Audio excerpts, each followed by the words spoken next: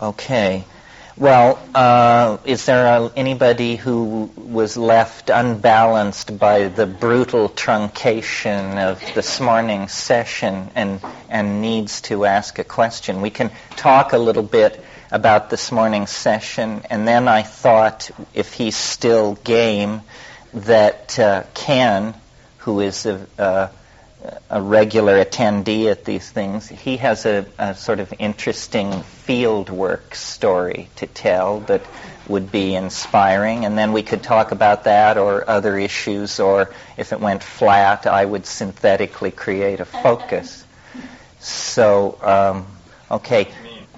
Is there anything left over from this morning or any line of discussion that needs to be pursued on that? I think we took it up to the notion of virtual reality being promising for the production of a kind of higher order logos of communication that would be beheld rather than heard.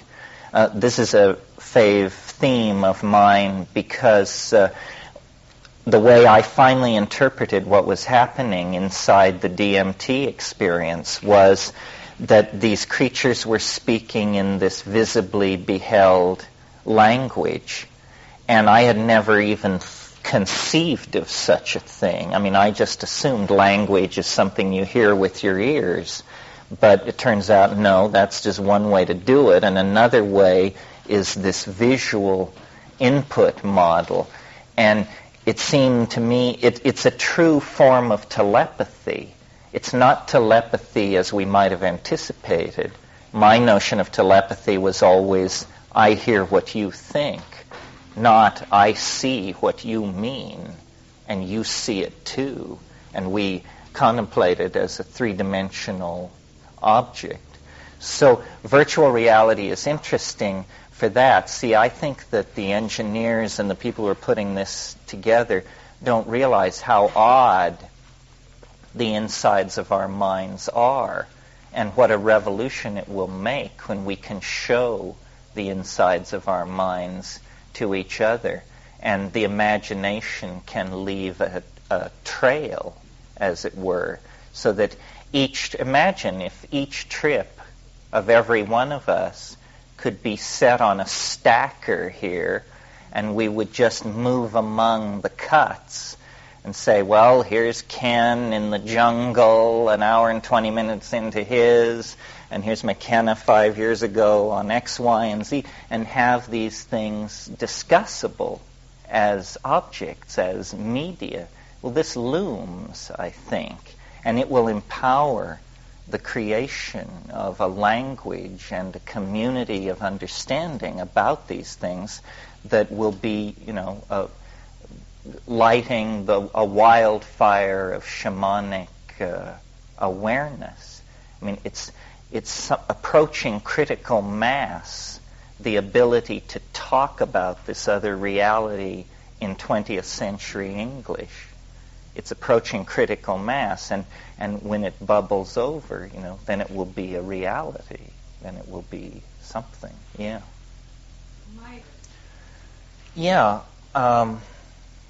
My idea of the real state of balance that you could achieve if you were able to perfect what psychedelics promise is a kind of state of mind where it was perceived as ego, but it was Tao. In other words, that you come so into phase with the how-ness of things that your wishes are the wishes that would be there in your absence almost, so that you are invisibly merged with the flow. And when this happens, and it for some reason, I mean, this is really an interesting subject, and I confess that my best guesses are not very creative. This thing that everybody talks about, which is when you first start using psychedelics, the deep ones, you set off cascades of synchronistic events. And some of these are what psychologists call delusion of reference, in that every license plate, if you live in California, seems to convey a unique message designed for you. But some of it cannot be so easily dismissed. Some of it actually appears to be disruption of the statistical flow of casuistry in the so-called three-dimensional world. And, getting a handle on that or getting a theory about that is pretty elusive. Does it mean that causality itself is something embedded in our language, and that when we dissolve the boundaries of language, what we ordinarily think of as the laws of physics, or at least the laws of statistical probability, begin themselves to break down? That actually, I think a lot of people in our ven of thought pay lip service to the notion that the world is made of language. But the question is how to take that idea and ride off on it. If wishes were horses, beggars would ride. Well, if the world is made of language, we should be able to construct stallions of syntax and just ride on down the road.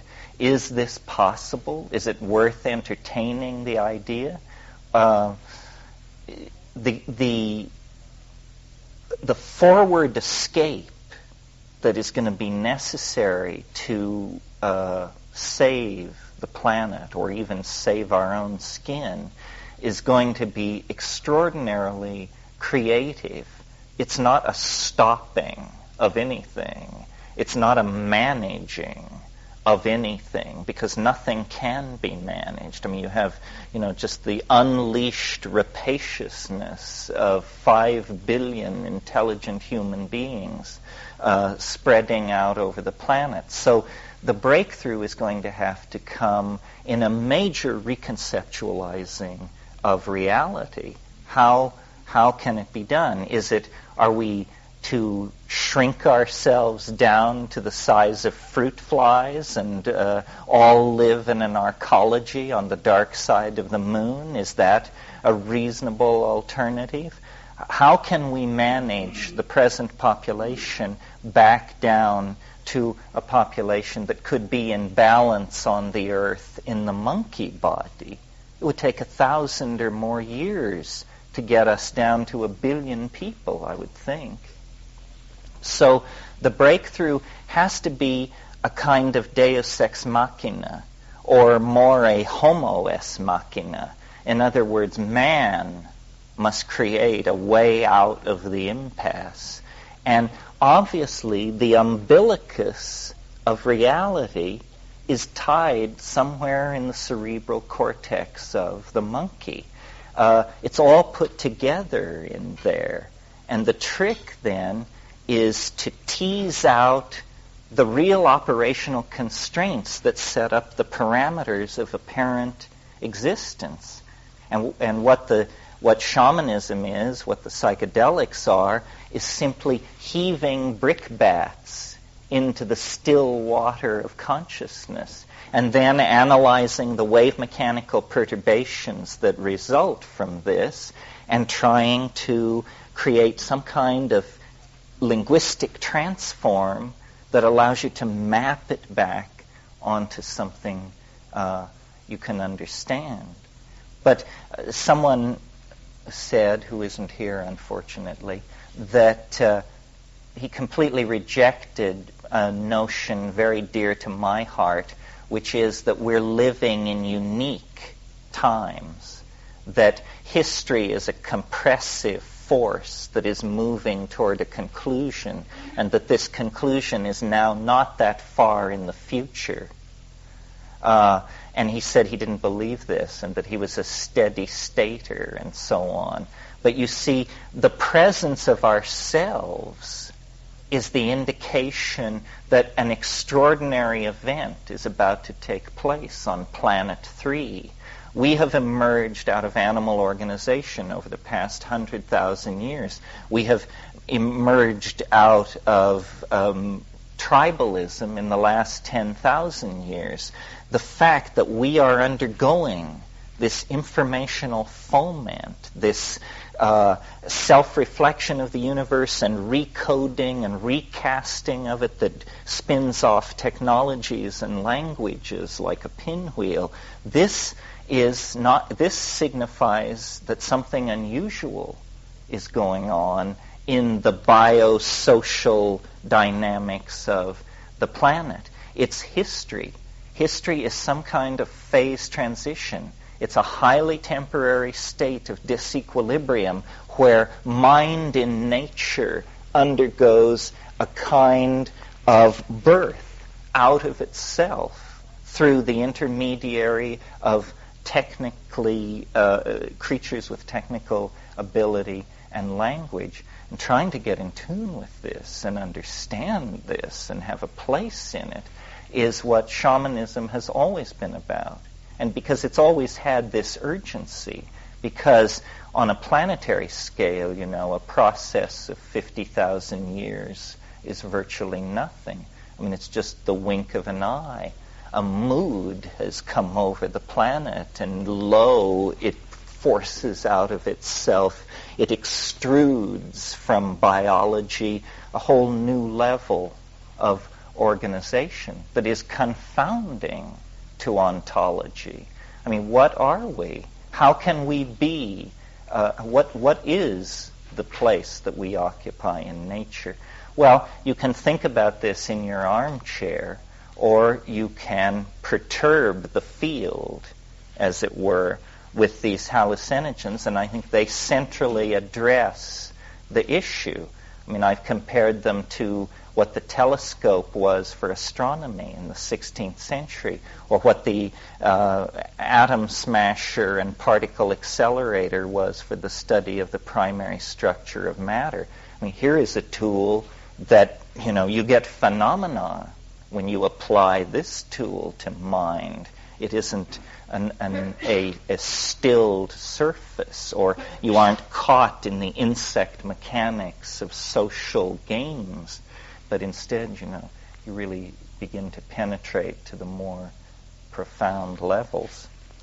Well, Ken, would you like to tell what you've been up to recently, in as much or as little detail as you care to? Ken is a very sharp guy. He's run a Fortune 500 corporation, speaks excellent Spanish, one thing and another, and he's lovable for sure. Here, go for this. Well, sometimes I think that Terence is a sort of an instigator of dormant curiosities. So he certainly has stirred up my curiosity in the ayahuasca experience. I'm fine. So and he asked me to tell you a little bit about what I've just come back from, and through a series of coincidental happenings, a couple of friends and I went down to Peru last month and spent some weeks in the Peruvian Amazon. One of the friends is here with us tonight as well, and I'd ask him to add whatever he wants to what I'm telling you. But the purpose of our going down there was simply to come with direct contact with the ayahuasca experience and the way it's practiced there and the way it's used and the purpose for which it's used there. So we had a very surprising and rewarding trip, and we came into contact with the local native Peruvians there in the Amazonian Peru that use this stuff on a regular basis. And I guess I'll just make some descriptions of what happened there and maybe stop and ask whatever. But what we found there was simply that these people are using this thing on a very regular basis in the area of the Peruvian Amazon. It is not organized in any way. It is not, at least there, it is not a religion. It is not an organization in any way. This is just individual practitioners. Their practice and their technique varies a lot between one and the other, and there's varying beliefs, although generally the thing is used more or less in the same way. There are many ayahuasqueros, or curanderos, what they call them in Spanish, which is literally healers. And these healers have sessions as often, sometimes as 3 times a week, in which they welcome patients of different kinds. And these patients come sometimes for physical reasons. They have a pain or an ache or a disease of some sort. Sometimes it's for emotional reasons. They're distraught, or they're depressed, or they're afflicted in one way or another. Often it has to do with relationships. She's not getting along with her husband, or the husband doesn't relate to the kids, or what have you, so they come to them for that purpose. Now, I guess to put the thing in context, you have, I should say that what I found there, along with my friends too, was that, these people live in what you might describe a magical context. They believe very strongly in magic. And by that I mean nothing in their system is coincidence or coincidental. Everything has a reason. And usually the reason has to do with, at their level, is somebody's trying to harm you, or somebody's trying to take power from you, or somebody's envious of you, and this is the reason for some of the diseases. Their other explanations are that you have, for example, been in contact with people that have a negative charge for whatever reason, or a bad charge, and then in some way you picked up this negative charge. In some other cases, somebody is distraught for whatever reason, and then even without knowing them, you come across them, or you're in contact with them, and you pick up this bad vibe, so to speak. So the purpose of the healer, the curandero, is to remove either these bad charges, or to remove the deliberate intent that somebody has placed upon you with deliberate intent to harm you, and that's a function of the curandero. Now, their system is strongly influenced by all of these magical things, and to give you an idea of how surreal the whole thing, I think most of you have, or some of you may have heard about this book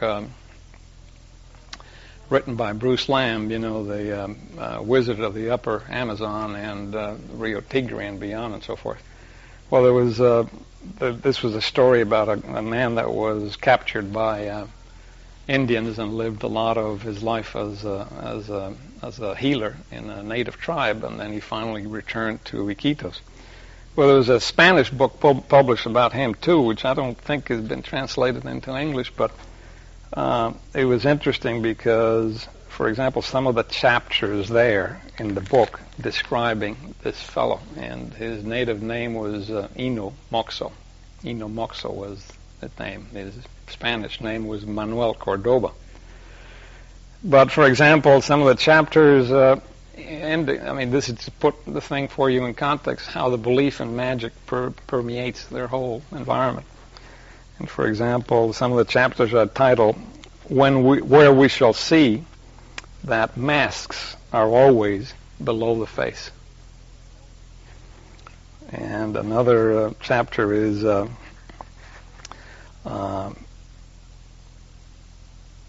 is how certain healers create persons. And another chapter is Master Ino Moxo. This guy disappears blowing smoke. So it's a very poetic thing, These things are very magical, and they have not sort of left that magical level yet. So with that context, what happens is they have these sessions, and they gather together maybe anywhere from 6 to 10 people in any one session. The sessions take usually place at night, after nightfall. They have a very strict belief in diet prior to taking ayahuasca. And the diet consists of different periods of abstinence from a number of things, and depending on what your purpose is and what you are intending to do, it may be 7 days of diet, it may be 15 days of diet, it may be 30 days of diet. And the diet, you have to abstain from things like salt, anything sweet, any pork or lard or anything close to pork or lard. No heavy, greasy things of any kind. And also no sex. The no sex is very important. And in their view, that doesn't mean you have to be celibate, but it means that if you are intending to take ayahuasca or for a certain specific purpose, you should be celibate for a day or so many days as the master prescribes. And the reason in their view is that if you have any sex, this is nothing wrong, it just simply takes away your energy. And in the explanations that we were given there, the plants will not talk to you if you violate the diet. So, the sessions happen after night. They recommend that you do not eat anything. They recommend that you adhere to certain diets. And you take this potion, which is, a relatively small amount. The brew is a boiled down mixture of, several components. And one of the aspects of it is that it is not particularly palatable. It is not nauseating, but, it is not something too palatable. And when it goes down, you feel a certain, reaction to it, some nausea. It varies between different people. In some cases, people throw up at some point during the session. They just vomit it out. In their view, this is normal, to be expected, natural. Many of them consider the vomiting as positive in the sense that they look upon it as a purge. It says that if you vomit during the session, A, it doesn't detract from your experience, and B, it means that you have been purified, that you're getting rid of some of the poisons, toxins, bad things that you have in your body. So in their view, the vomiting isn't negative. Everybody does not absolutely vomit. I mean, it happens occasionally here and there, depending with experience. And these sessions last anywhere from 4 to 6 hours. So if you begin at 7 o'clock or something, the thing is usually over by 2 in the morning, 3 in the morning. And the purpose of the session is there are several purposes. They do it, A, of course, to heal. And healing means, in their view, a very specific thing, at least the people that we were in contact with. They say that the vine, the brew itself, empowers you and gives you the vision. Specifically, it gives the healer the vision as to what is wrong with a person, if it's a case of disease. But curiously enough, that the actual healing is not done by the vine. They firmly believe that the healing is done by the chanting. And this gets a little complex.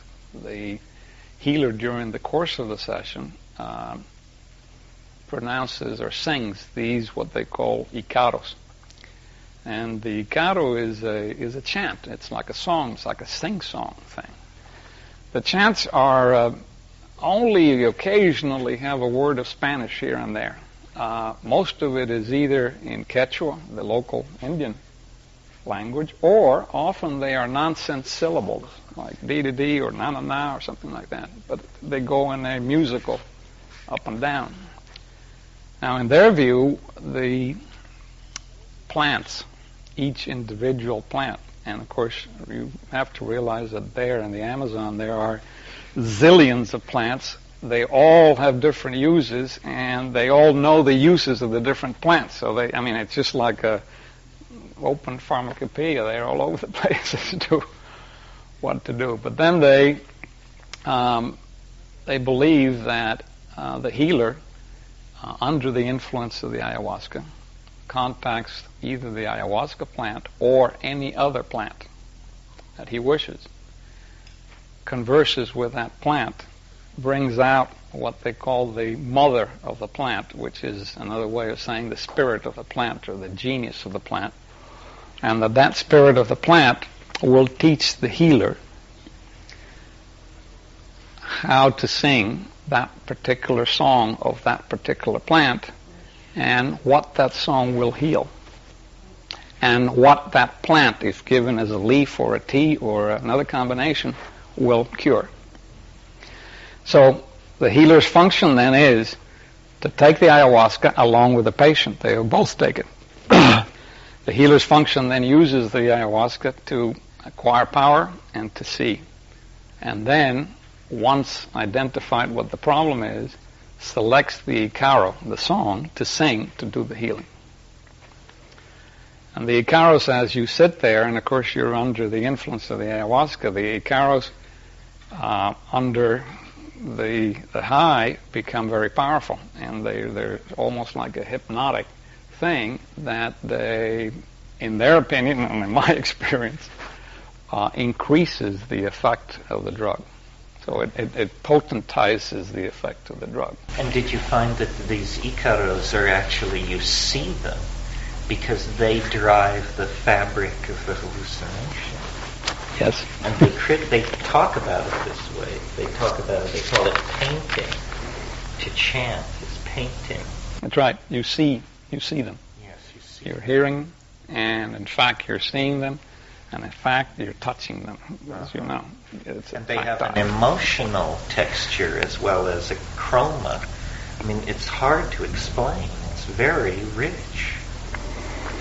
I'd like to just read you in that regard one of the other titles of the chapters that I was referring to a minute ago, and then God says, Inomoxo says that words are born, they grow, and they reproduce themselves, but not in Spanish. You have to do them in Quechua. All right? This is the reason for the Icaros.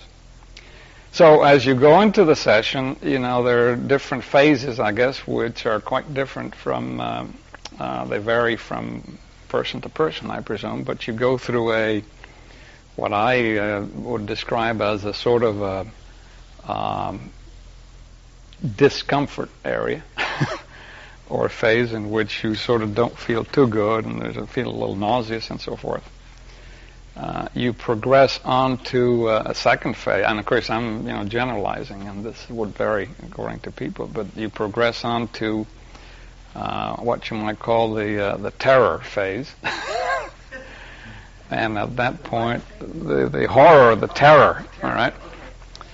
And that, I think, has to do with fear of the loss of ego. You lose control, and pretty soon you realize you're in a roller coaster that is totally out of your control or power to do anything about. And, of course, that instills trepidation, shall I say.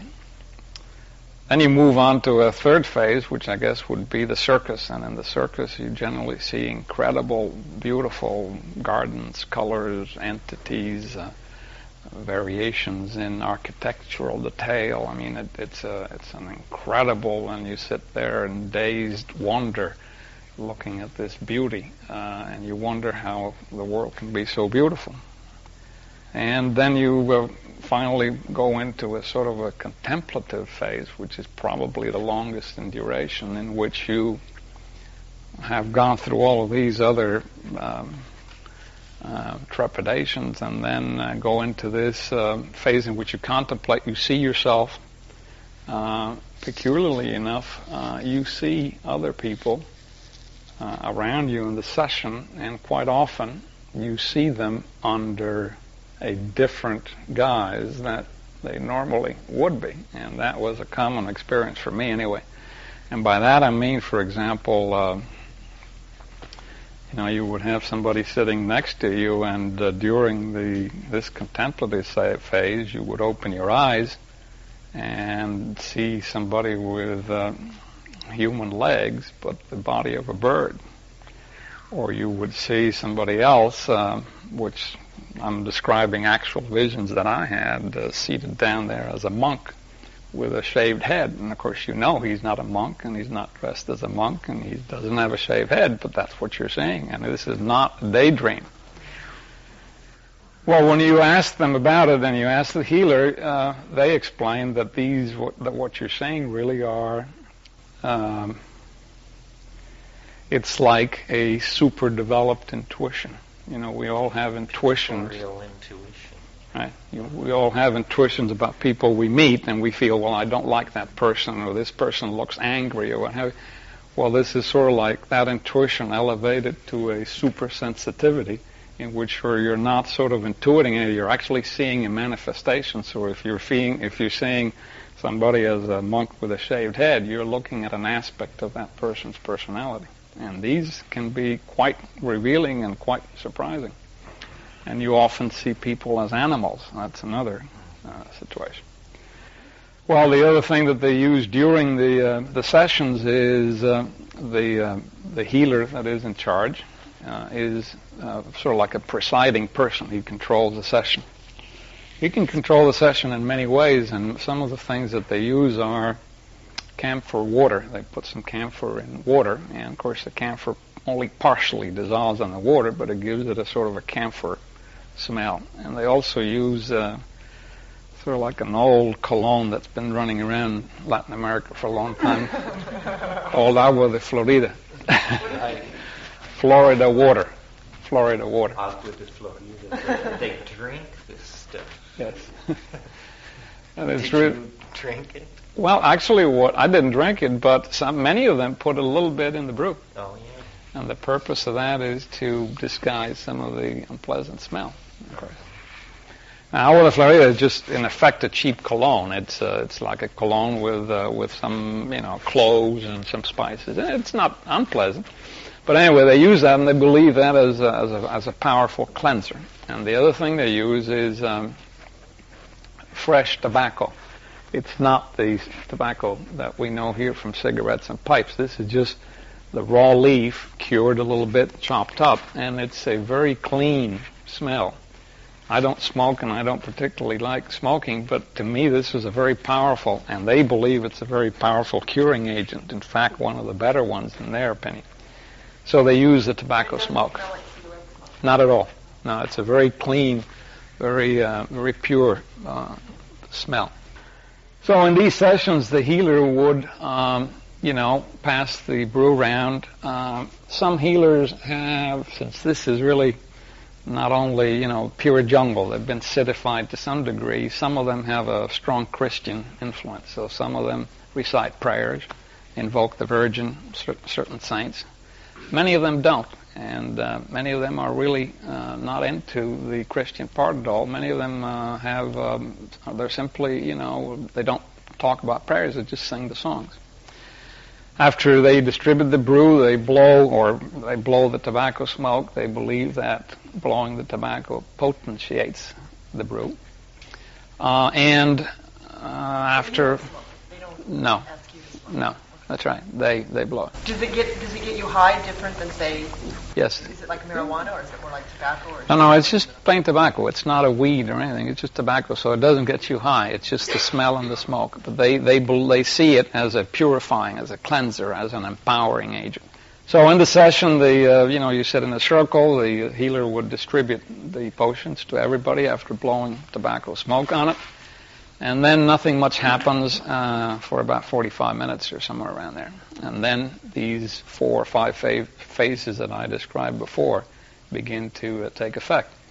And during that time, the healer goes around, often individual person after individual person, and he blows smoke on your head, on your back, on your front. He puts some of the agua de Florida or the camphor water or both in his mouth and sort of blows some of that down your back and that in your head. And let me tell you that it's a very powerful experience, because when you're under the influence on these things, you begin to see the healer not as he is in person, but you begin to see the healer as somebody quite different. And you may see him as an animal, you may see him as a bear, you may see him as a... What did you see? So this is coming, different things at different times.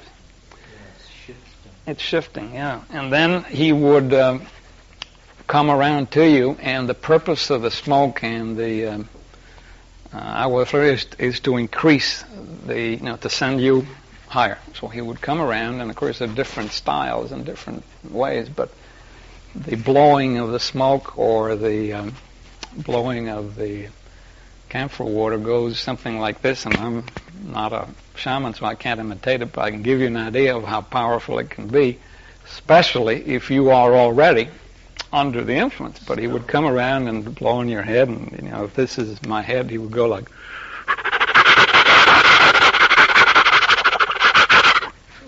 So if you're sitting there, this is just... I love it. As an animal doing that. I'm picturing an animal. Or perhaps a giant mantis waddling across the shed to suck on your anterior fontanelle. All of the above. All of the above, right? Yeah, I know. He moves around and repeats that with everybody. In some cases, if you have a problem that you tell him ahead of time, he will call you in front of him. You will sit in front of him, and he will chant directly the carols to you according to the problem that you have. And he will spend 10, 15 minutes with you alone and blowing smoke and spreading the camphor water.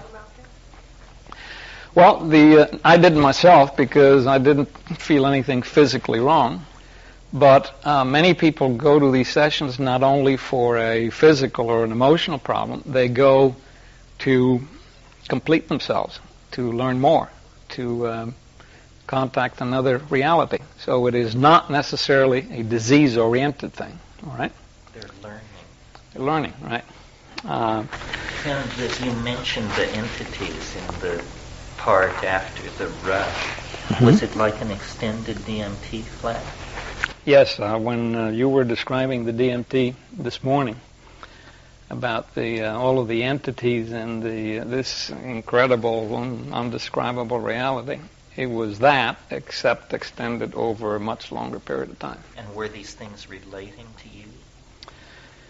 To some degree, and I think that that's different for each person, and maybe Thomas can expand on that, but for example, if you ask a question, one of my experiences was, for example, I asked a specific question, and then I had all of these long arms coming out at me with sheets of paper. And there were things written in the sheets of paper in these... facts on the astral plane. And of course I was trying to read these things. Some I could, some I couldn't. Languages are seen and touched and heard. And was there English printed on this paper? No, this was no English. No English. No. Yeah. Uh-huh. And the entities, were they steady in image, or were they transforming and geometric? What was their character? Well, I would describe them as very active, moving around all over the place. They're absolutely clear. I mean, it's no blurred. You're not seeing blurred. I think one way of describing them is the influence, the chemical influence of the vine is so strong that you almost feel as if this is some magnet in front of you that is drawing you into it, because... And by that I mean, it's a very strong effect on your body. As you do more of these things, I found that if you were to surrender to this magnet, you would lose most of the experience, because most of the interesting things were going around in the periphery. So I felt that the best way to handle it, and I think this you learn after a little bit, is be drawn by the magnet, but pay attention to all of the things that are going around. And what's going around is such a variety of things that you have to be alert to catch them, Did you ever totally surrender to the magnet? I think if you do, you probably miss part of the experience because it's so powerful that it's... Do that. No. Did you speak to anyone who did? Yes, well, in the first experiences, the initial ones, because what happens is it's like, you get flown away so far that you just sort of almost unconscious and you're not aware, and then you miss, and then your memory. And it becomes almost like anesthesia. So you're kind of And in fact, if the dose is really intense, your lips will tingle as a symptom of the onset of anesthesia. Did you notice that at all? Yes. Yeah, yes. well, if you take tingling lip ayahuasca, then you are one macho hombre. Some people take more than once. I did not, and I didn't find it necessary. And one dose was more than enough. What is the dose? Is it a jiggerful, a cupful? Or? Well, that varies too a little bit because, of course, this is a individually boiled and concentrated thing. But usually, some of the sessions we were taking 1/3 of a cup. All right. After you take it for a while, they believe, and I think that is correct, that you need less in amount to get the same effects. So it's instead of your body getting immune to it, it works the other way around. You need less to get to the same place.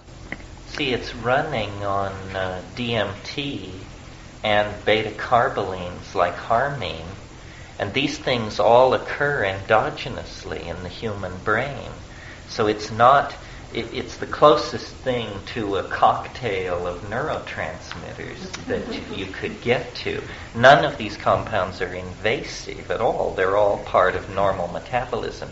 It's just that the ratios are now going to be shifted radically by the fact that you're doing so much of it. What sort of group were you with?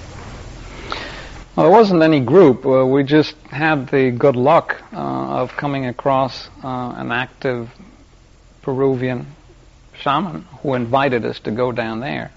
And then he introduced us to different masters and teachers that he had. So that was really as simple as that.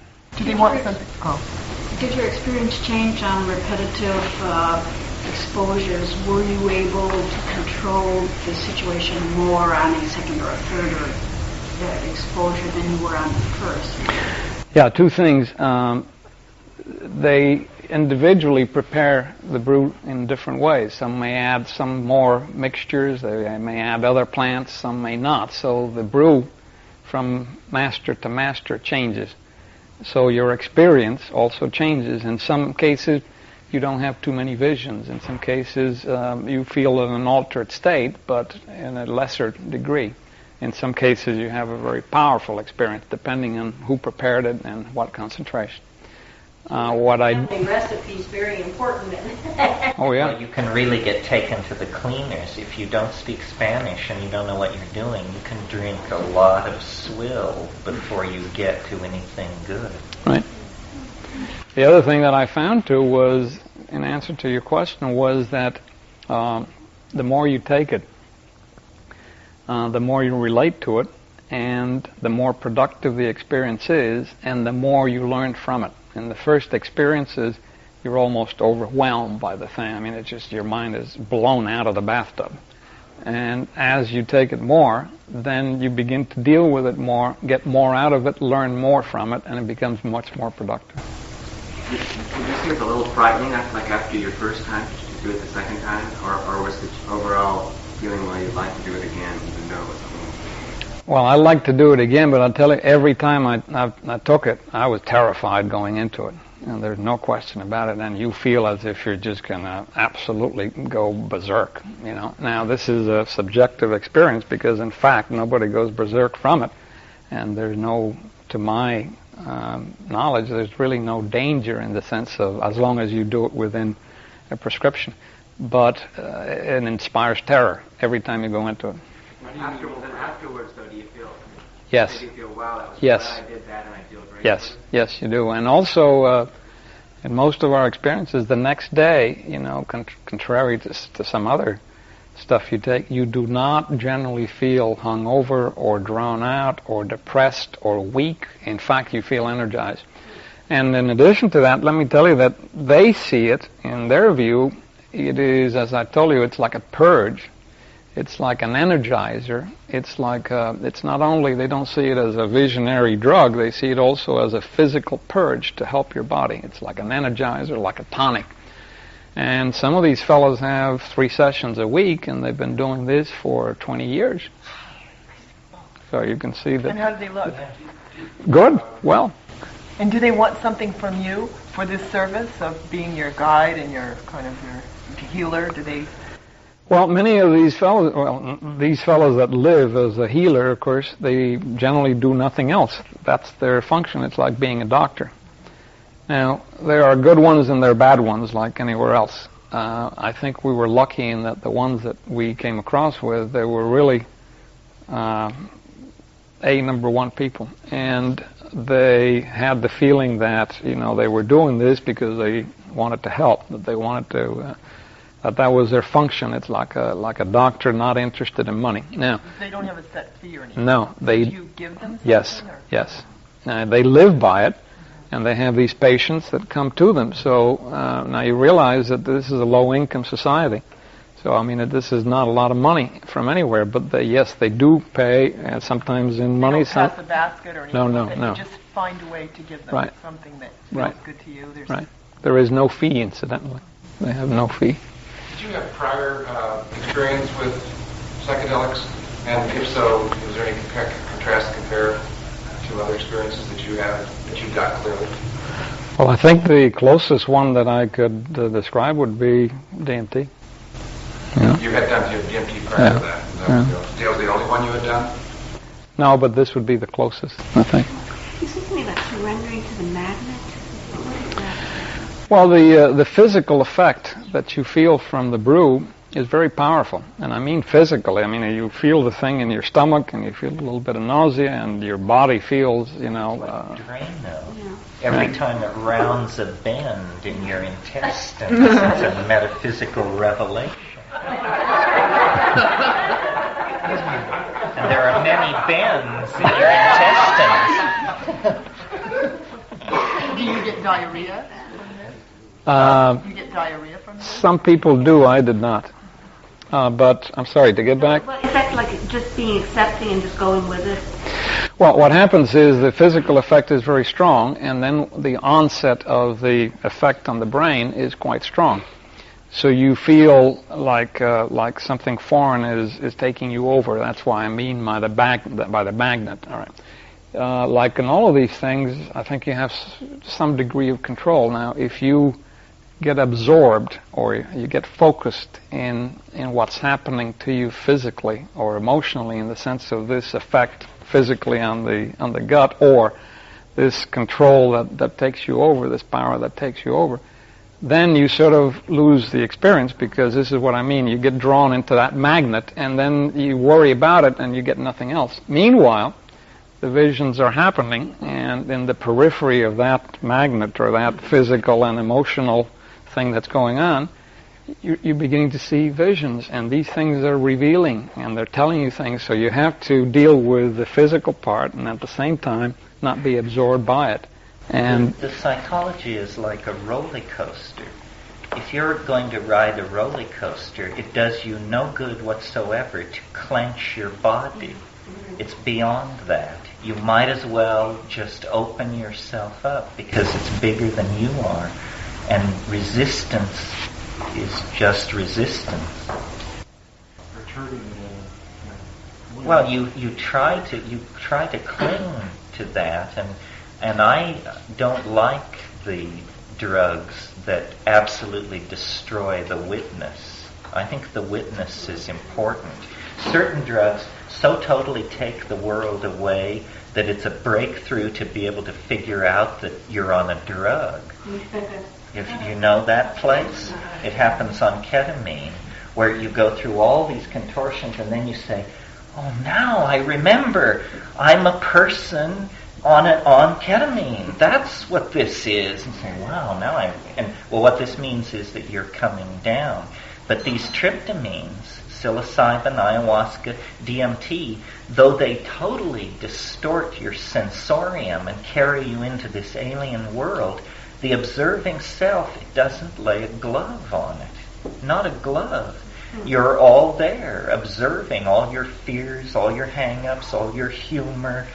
Don't you find that? Absolutely. You're there. It's just that, my God, what has been set loose, And it's like trying to make sense of a world gone mad. I mean, when the ayahuasca is really strong, the way I experience it, it's like a moving wall of sort of angry, crisscrossing, chattering, mechanical stuff, which just backs me up, and then it just breaks loose like a flood, and I'm swept away. The early phase, you described it perfectly. There is this phase where the boundaries dissolve, everything comes to pieces. I mean, it literally shakes your reality to pieces until there's not even three-dimensional space left. And then the impression I had was of being carried by a wave, and then just finally left on a beach somewhere with my face buried in the sand and just, washed up. And then I sat up, smoked a joint, and visions stabilized deep, this DMT thing. And then, as Ken says, this long come down, this long cerebral, thoughty come down over several hours where you just feel most comfortable and stabilized and reflective on what has happened. And everybody else seems like that too. And what I found was my Spanish in that phase would just flower. And I could express myself and say things, and we could delve into places with these people that were otherwise utterly unattainable. And that's different from DMT, coming down from DMT? Well, see, DMT lasts 5 minutes, and you smoke it. The genius of these Amazonian shamans is that they figured out how to take DMT, which ordinarily would be destroyed in your gut, and combine it with another plant which turns off the enzyme system in your gut that would ordinarily destroy the DMT. And instead the DMT becomes orally active. This wasn't even understood by Western pharmacology until 1956. These people have been doing it for millennia. So then the DMT, instead of hitting with this tremendous rush and then being quickly quenched, which is what happens with the smoking. Instead, it unfolds over the most intense part can be about 2 hours, and then you come down off of it. So it gives you time then, is that what you're saying? You were saying more productive later on, time to deal with things and find things? Yes, and the thing which is most disturbing to people about smoking DMT is the kind of hysterical speed of the whole thing. I mean,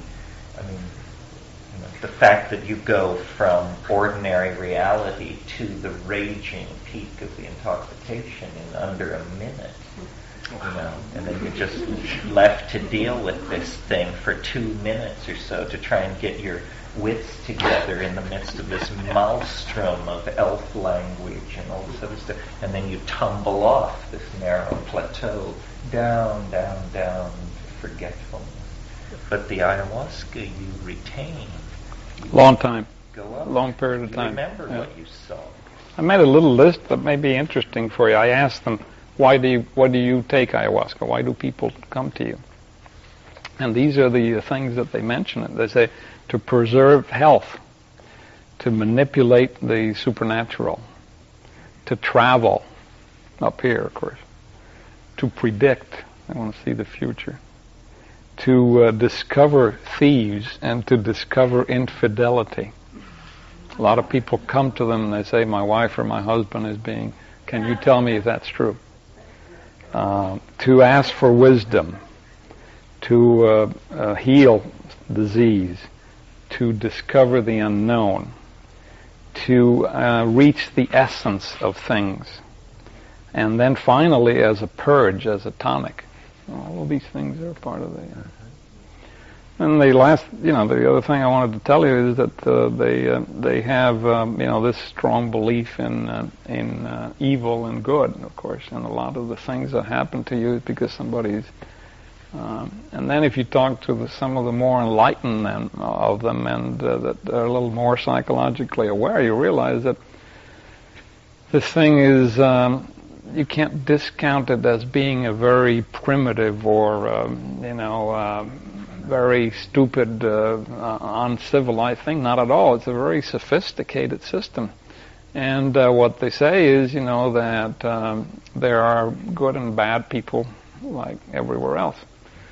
That many of the people that get into the power that ayahuasca gives them, we all have good and bad things inside of us. That people that are not aware of this thing, they have some of the bad things inside them come out. And they don't want to admit that it's part of their dark side, part of their negative side.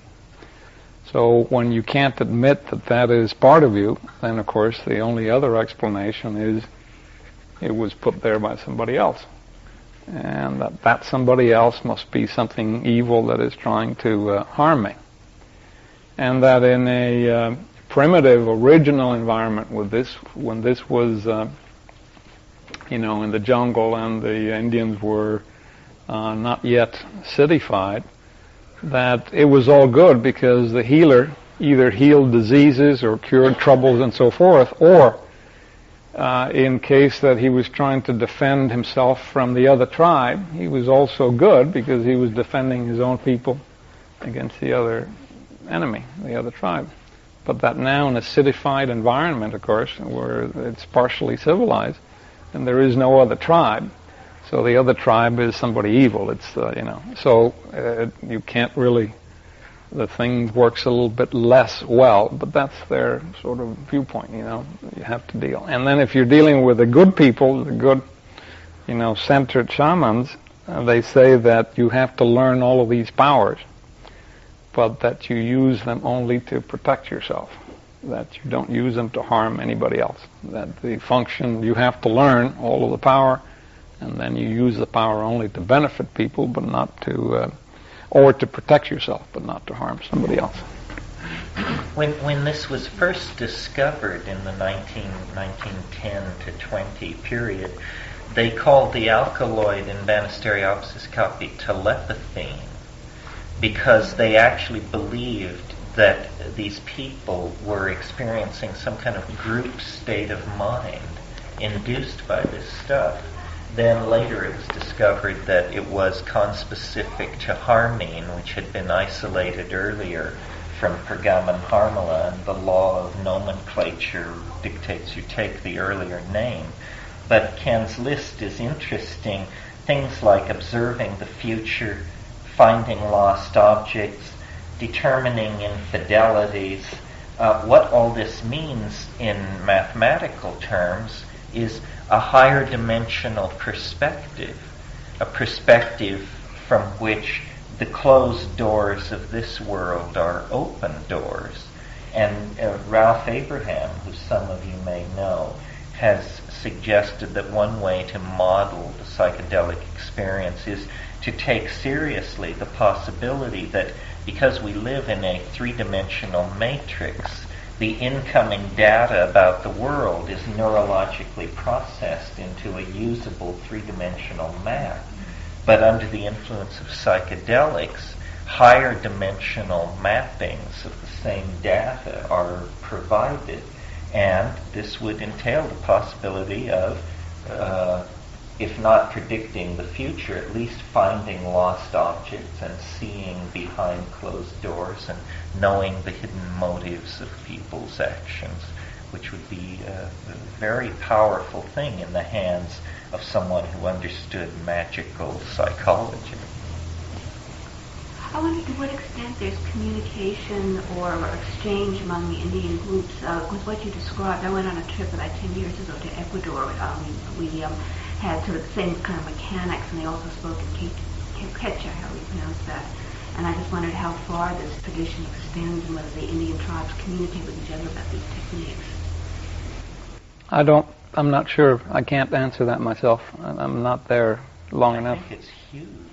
That probably this ayahuasca curing religion is probably the world's largest psychedelic religion. I mean, we've talked to people about it, trying to estimate the numbers of people involved in this, and it's, in the several million anyway.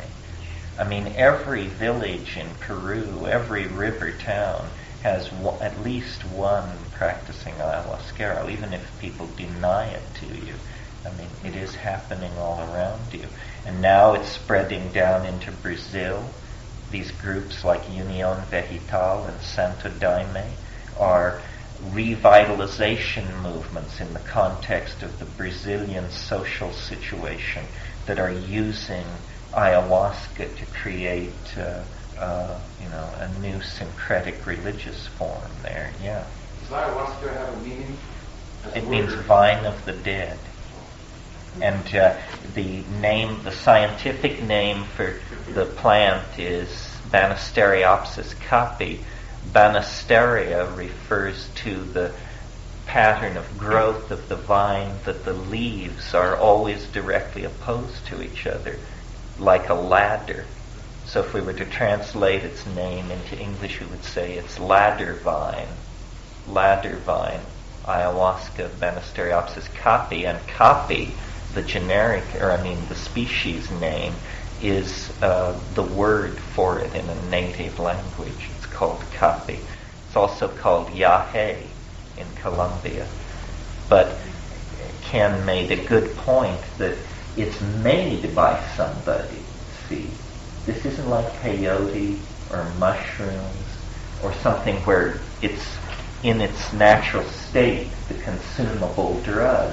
This has to be made by somebody, and they can make it well or badly. And so it's much more open to manipulation and the influence of the human factor. Yeah. Well, the image you describe of the opposing leaves and so forth, and the vine of the dead, did you find that reminiscent of the DNA? Doesn't that reflect? Oh yeah, all of these things. We had many fantasies about ayahuasca being down there. I mean, some of the information that the plants were telling us was so incredible that I don't advance it as fact. But the drift of the fantasy when you're in the jungle is you begin to see it as, under the influence of psychedelics, you begin to see it as some kind of very highly integrated data transfer. It's like a coral reef. And certain organisms are playing major roles in the moving of this stuff around, so that the Banisteriopsis liana that grows up to 300 meters long through the jungle and has its tissue laden with these highly bioreactive beta-carbolines is like an antenna. It's a molecular antenna. It's picking up and broadcasting submolecular and quantum mechanical perturbations in the I'm just tripping, you understand. This is what appears to be going on when you stand there stoned on 5 grams and ask yourself what's going on. Did you get enough into the jungle, Ken, to hear these waves of insect sound that move across the... Yes. Well, these things are intense. I mean, it goes from, relative silence to many decibels of sound in a moving wave, and it's shrill sound. It's the kind of sound that a square wave generator puts out when you're trying to pump the chemical solution to a higher state of reactivity. And here are these insects sweeping the jungle with these screeching waves of synergistic sound. That's never been studied. The level of pheromonal regulation, the fact that everything is shedding odor molecules into the air, and everything is integrating and communicating, and it's quite intense. It's like a brain. It's like a mind. It's like a super organized individual, and there you are creeping around inside of it. I have a couple of questions. How long did you usually fast for before taking ayahuasca? In a regular session, I found, at least in my case, that if I ate anything after breakfast, I would have trouble keeping it down. So you really have to do it, at least for me, that day. Now, if they talk about if you really want to get into some of the higher levels, higher level means bringing forth the spirit of the plant and getting deeper into the thing, then you have to fast for longer times than just one day. But one day fast, at least for me, was enough to be able to take the brew without throwing up. If I ate anything during the day, I just couldn't keep it down. And did you guys observe different healers preparing? To see the proportions that they were using? No, we prepared one batch ourselves with one healer, so I know how he did it. We asked the other ones. We did not see any other ones. But there are some variations in the additional plants that they put on or not, in the time of boiling, what proportions they put on. Yes, there are variations. There seems to be two schools of thought.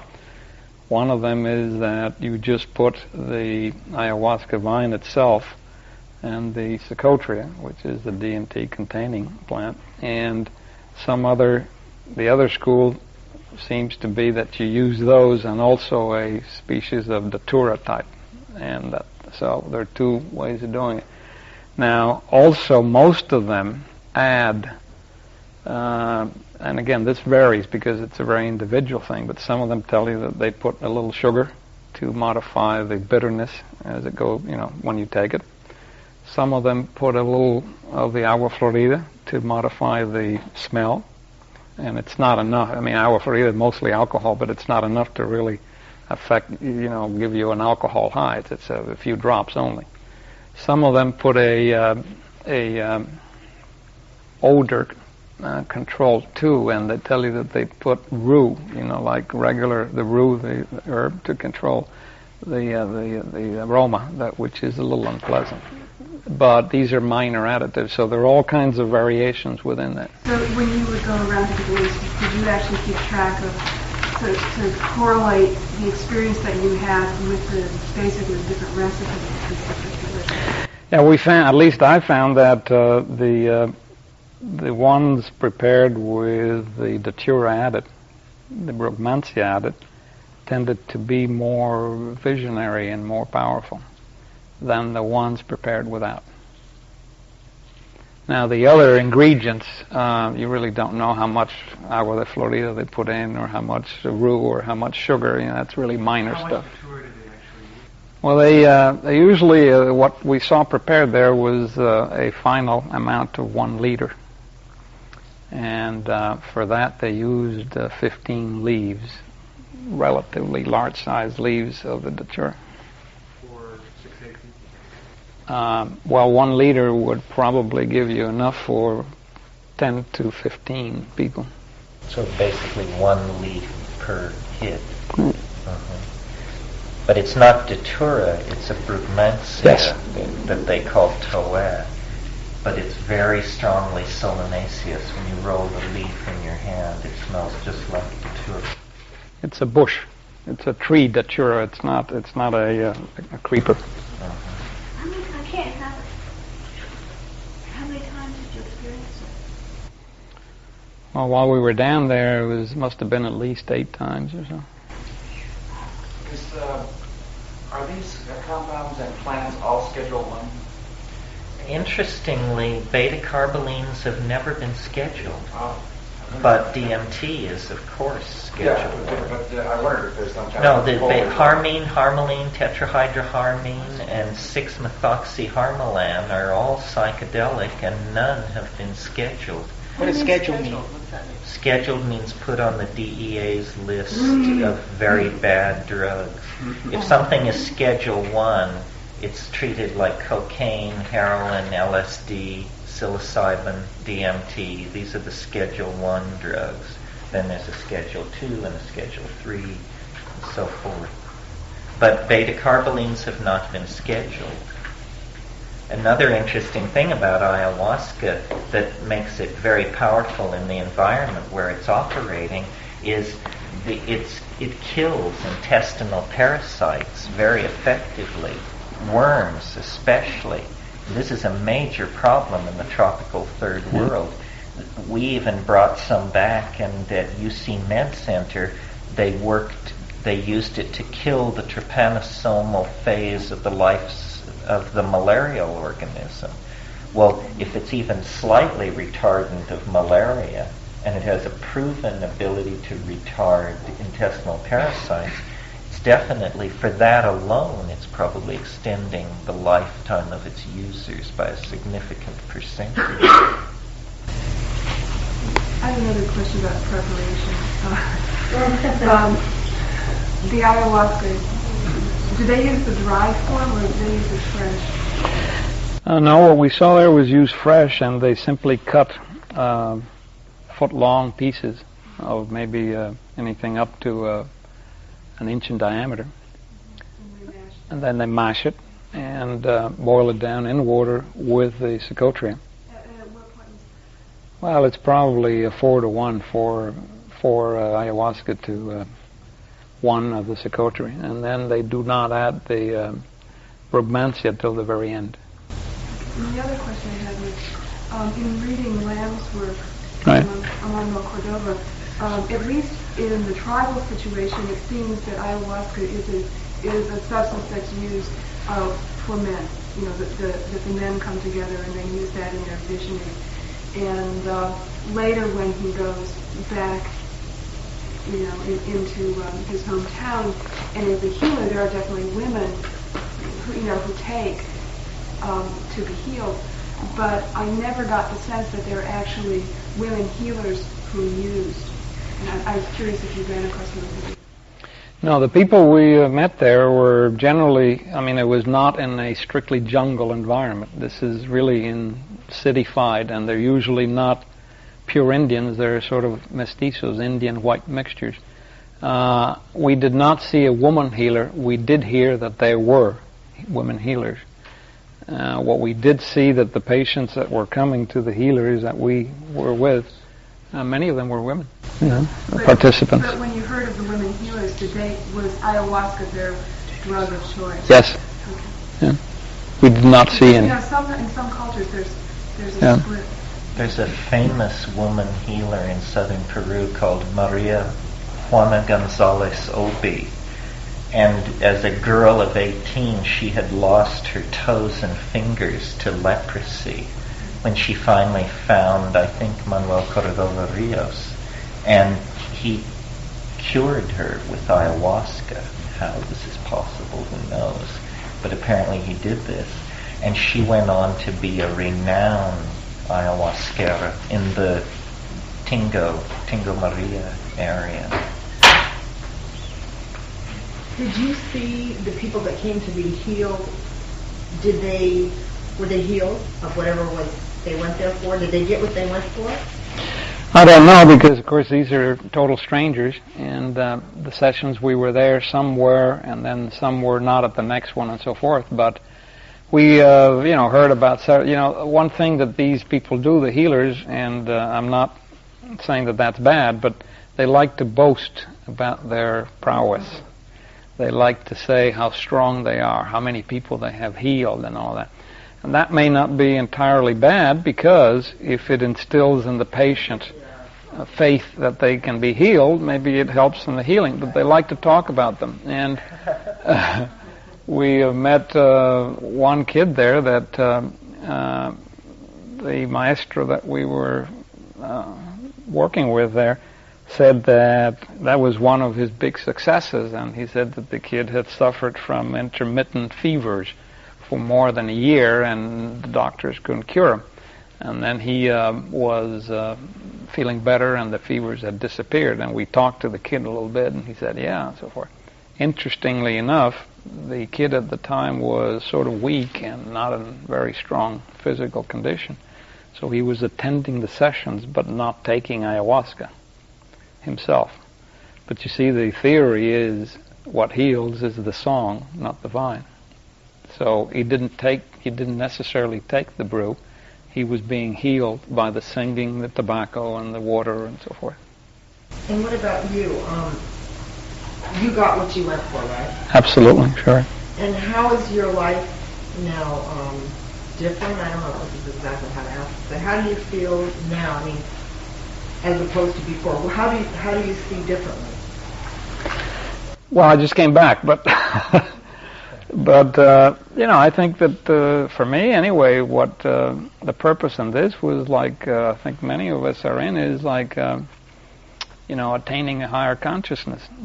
Expanding your. Do you feel like you have a great sense of the mystery that you didn't have before? Yes, to some degree, sure. I don't think I'm quite getting my question out. Well, the other thing, maybe to answer your question, is during this contemplative phase, after all of the shenanigans are over, you really begin to see other people, as I described, intuitively and very special things like birds and animals. But you also see yourself, and you also reflect, and you also see your own psyche in a very different way. And you learn from it. At least I learned a lot from that, because you see things that you normally would not be able to be aware of in your ordinary state. So you see things about your own life and your own behavior and your own psyche that are, sometimes terrifying and sometimes very good, but both in any case enlightening. So I think that's where you learn. Is this creating a more aware society down there for these people? Are they spreading? Are they, are they know a sense of peace or something that we would all like to get out of this? Well, on an I don't know how to answer that, but on an individual level, the people that we dealt with down there, I found to be extremely simple, honest, sincere, clear, grounded, beautiful people, on an individual level. These people were, it's like a block of crystal. You could see right through them, and there were no jealousies and envies, and, Now, these were a very limited sample. Now, of course, the country itself is in a complete turmoil.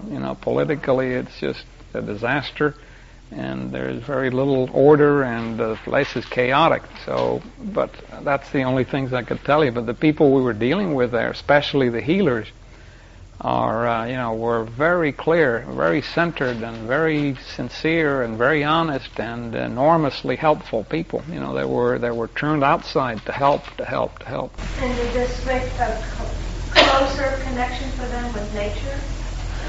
They're very close to nature, and they talk a lot about plants. They use it. They talk about protecting it. They're worried about the cutting down of the trees. They're close to animals. So that they're very close to that, absolutely, yeah. Very aware of that too. Information that wasn't coming to you from the outside? Yes, a couple of examples of that is, there's usually this, what people call the DMT zing or buzz, and when you're in this high initial period in there, you definitely hear that zing. It's like, kind of thing. For a while, and that sort of disappears. There's also what we were talking about. If you hear language or something like that, you hear the language, you see it, and you touch it. So it's a sort of the sensory stimuli are all crossed. You're seeing, hearing, and touching the same thing. Also, the Icaros, when they sing the songs, when he begins, and you're only getting into the influence, it's just a regular sing-song, goes up and down, a little bit like a Gregorian chant or something like that. But when you really are into the high, then the songs become very powerful. And when you hear the song, it's more than just music. It's like you're touching it, and you're being affected by it. The thing works in reverse too. They can also, and we saw that demonstrated there, if a person is too high and too far gone and is too afraid or is too terrified by this thing, and it can happen, they can also bring the high down in that person, either by singing a specific Icaro, or more specifically, he comes around, the healer, and with agua de Florida or camphor water in his mouth, he comes around and he sucks on the head of the person that needs to be brought down and then spits that water in a bucket. And he does that several times. And in 3 minutes, that person that was way out there is right back down and, calmed down, quieted down, so they can do it both ways. Yeah. But they would come around and, for example, the healer would come around and in front of one person, and he would, blow the tobacco smoke and the water and so forth. And sometimes he would say, I see this, or I see that, in the same way that you're seeing other people as different things. He would come and I see this, and he would tell the person what he's seeing. Terence, are these vines and stuff growing in other parts of the world besides South America? Only where they've been taken. This is, propagated. It's native to South America. This whole complex is definitely South American. Is this brew available for export? From Peru. Well, the Santo Daime people seem quite interested in propagating their new religion and seem to be holding sessions. I don't know what their production capacity is. People are using it in psychotherapy experimentally and holding sessions. In the United States? In the United States. It's very hush-hush, but this kind of thing does go on. It's very promising, I think. I mean, MDMA was, the idea there was that it was an empathogen, introducing this new word of inducing empathy. I think ayahuasca is like an empathogen, except that instead of bonding and relating to the immediate people that you're with, you actually relate to suffering humanity. I mean, it's very heart-opening. It's interesting that it can be so much like mushrooms chemically, and yet the experience is quite different. Mushrooms are this titanic, alien, planetary perspective that's very off-planet. And the ayahuasca perspective is, it's about running water and plants and birth and death and soil and all this. Didn't you feel that? Very much so. And the songs, when they sing the songs, you have this insight. You understand what they're singing about. And what they're singing about is the river and the light and the flow. And, that's what it is. It's a bonding to the living earth. It's very interesting that the rainforest is tremendously imperiled. There's all this political focus on it. Then there's the cocaine thing, which is a whole other level of complication and hysteria and gangsterism. And then there is this transcendental speaking vine that makes people sing themselves to health. So, maybe the answer is there, and it's just a question of who gets there first. What shall it be? The salvation of the planet or plywood?